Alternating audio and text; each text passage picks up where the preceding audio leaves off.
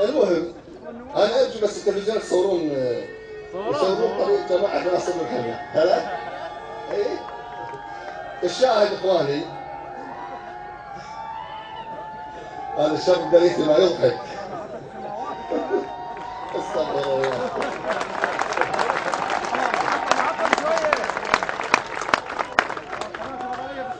انا ارجو اذا احد من فريق الاخوه المنظمين يصور الذي يطلعها بالتلفزيونات باكر ونوزعها للمواطنين.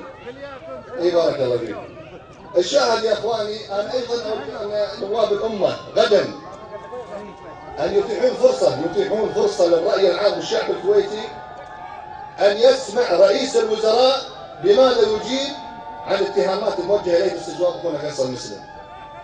نريد ان نعرف ما هو رد سموه حفظه الله على الاستجواب بما يتعلق مصاريفه، وايضا ما هو رده على شيكات النواب. جماعه سمو رئيس الوزراء يقولون ان الرجل معد اجابات مفحمه. احنا والله نتمنى ان يكون لديه اجابات مفحمه. اذا هذا الرجل واثق من نفسه وعنده اجابات مفحمه وستكون مفاجئه بالجلسه، فلتكن امام الراي العام الكويتي حتى يصفق له اهل الكويت. اما السريه لتغطيه الضعف والعجز، عجز الذات وعجز الحجه، عجز الذات عن التصدي ومجاراة اخونا فيصل مسلم او اي نائب اخر، وعجز الحجه عن التبرير بمصاريف ديوان رئيس الوزراء وسبب دفع الشيكات للنواب. فانا ادعو الله سبحانه وتعالى ان تكون جلستنا غدا علنيه امام الراي العام الكويتي حتى نرى رئيس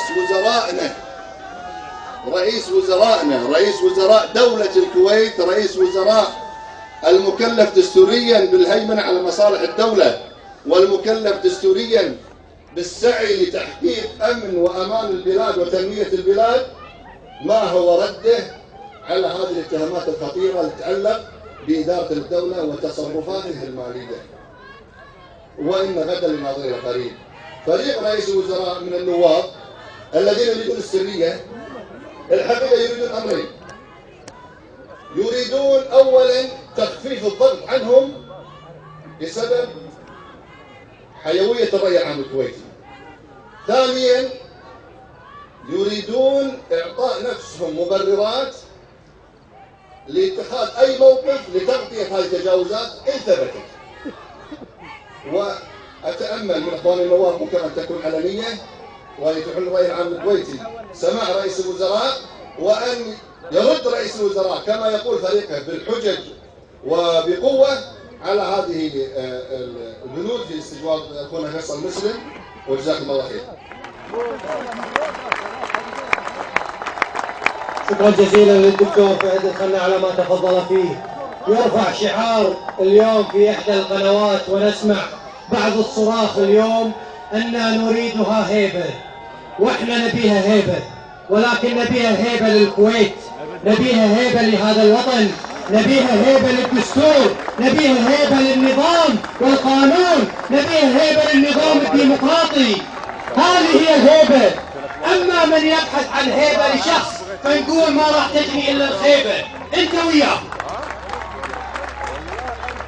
شكرا جزيلا يا أخوة، شكرا جزيلا يا أخوات، شكرا على هذا الحضور، شكرا على هذا التفاعل، والوعد إن شاء الله باكر في قاعة عبد الله السالم، الوعد في مجلس الأمة، ونبيها علنية، ونبيه يرحل، ونبيه عن التعاون. والسلام عليكم ورحمة الله وبركاته.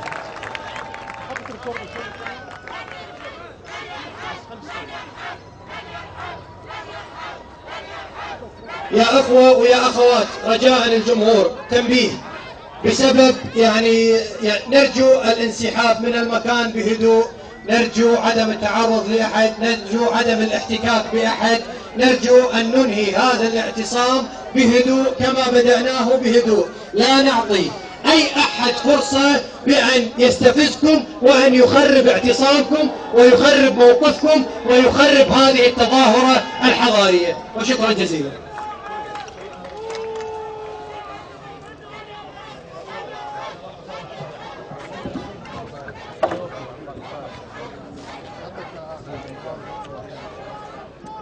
جزاك الله خير.